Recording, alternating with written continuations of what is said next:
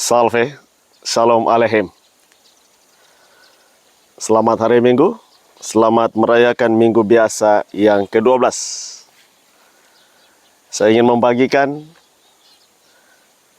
renungan singkat pada hari Minggu ini. Saya menawarkan sebagai tema permenungan hari ini adalah jangan takut. Bacaan suci hari ini teristimewa bacaan pertama dari kitab Ayub dan bacaan Injil dari Injil Markus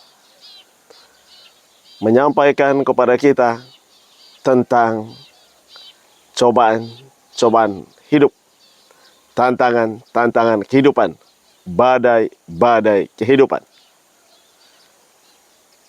Sebagai manusia, kita tak akan pernah mampu mengingkari, menghindar dari cobaan.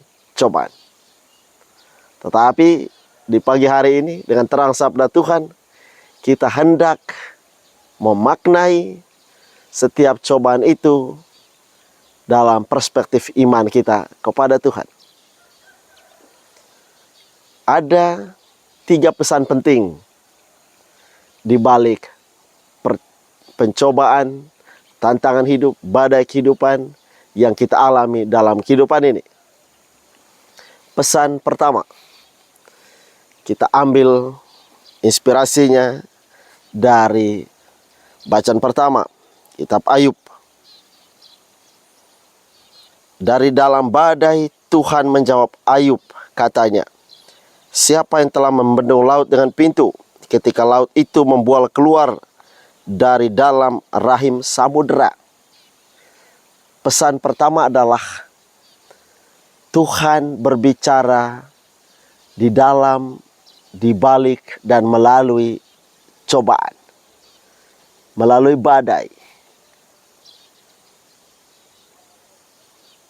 Di sana Tuhan hendak menyampaikan pesan-pesan kehidupan, pesan-pesan iman, pesan-pesan spiritual bagi kita semua.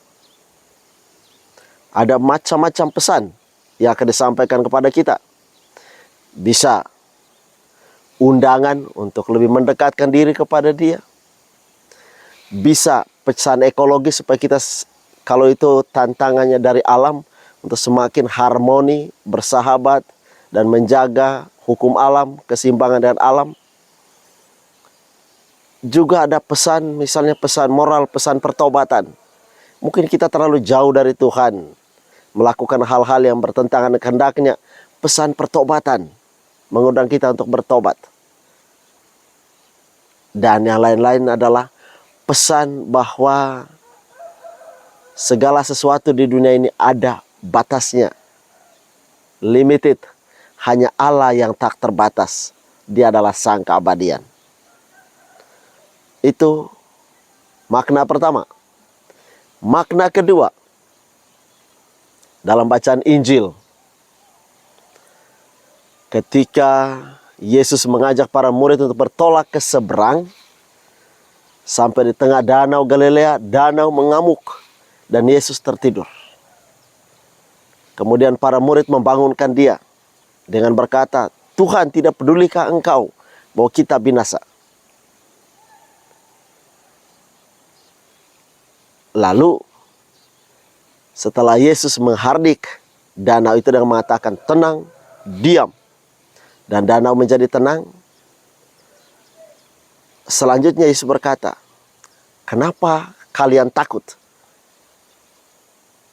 Di mana imanmu? Apakah kamu tidak percaya?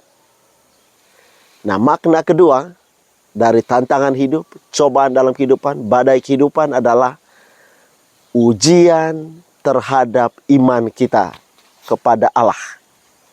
Apakah kita sungguh percaya kepada Allah atau tidak?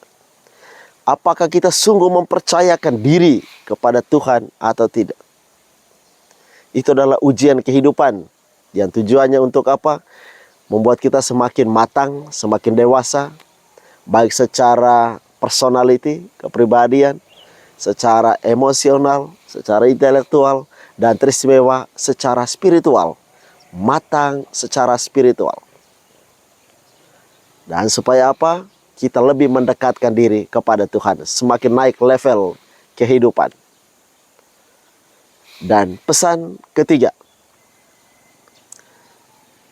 tadi ketika dibangunkan, Yesus menyenangkan dan memerintahkan kepada danau yang sedang mengamuk dengan berkata, "Diam, tenanglah." Artinya apa? Pesan ketiga, bahwa Tuhan Yesus punya otoritas, punya kekuasaan, termasuk terhadap alam semesta. Nah, untuk itu kita harus mempercayakan diri kita, hidup kita, dan selalu mengandalkan Tuhan sebagai satu-satunya penolong, penjaga kita. Kita selalu datang kepadanya, rindu dan berhasrat untuk berjumpa dengannya. Itu 3 pesan penting di balik badai kehidupan, tantangan dan cobaan yang kita alami dalam kehidupan. Dan akhirnya, dalam bacaan kedua dari surat Rasul Paulus kepada jemaat di Korintus, ia berkata, "Saudara-saudara, kasih Kristus telah menguasai kita. Sebab kami mengerti bahwa jika satu orang mati untuk semua orang, maka semua orang sudah mati.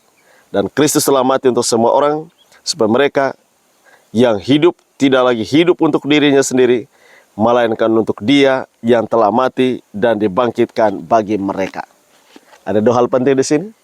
1, bahwa kasih Kristus sudah menguasai kita. Jadi, jalanilah seluruh kehidupan, hadapilah segala tantangan bersama Kristus.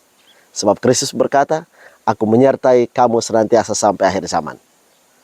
Dan yang kedua dari Rasul Paulus ini adalah, kalau kita sungguh menyatu dengan Kristus, maka bukan kita lagi yang hidup, tapi Kristuslah yang hidup dalam diri kita.